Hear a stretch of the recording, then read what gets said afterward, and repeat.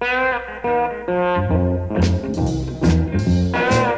stick deadfall is pretty similar to what you just saw, except the bait stick is in the middle of the two sticks that join together. And how we're going to do that is, if you look carefully, you can see a little groove in here.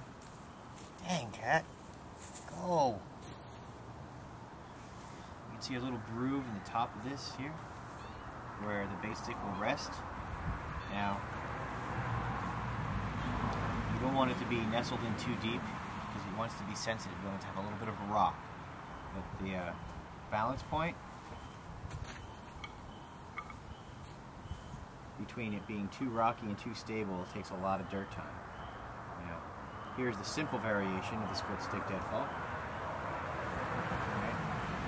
I will tell you that half the challenge is carving it, and then the greater half the challenge is setting it. It's so unstable. Alright.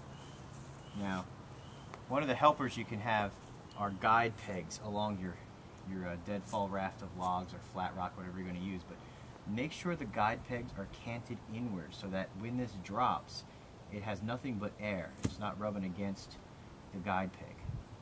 Okay? To make this more sensitive,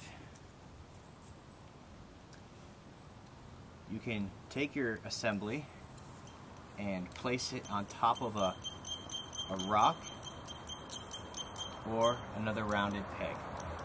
So we would put the peg down, and then these two. You see how unstable this is. The balance between stability and effectiveness is where all the dirt time comes in.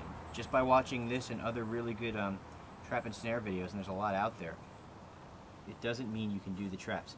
And this is just the trapping part. You need to have the tracking aspect down too, or else no one's going to touch your traps, no matter how well you construct them.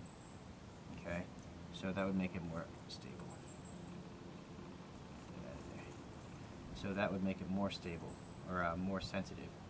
A more sensitive trap is usually a more effective trap, but on windy days, you're really going to have to gauge.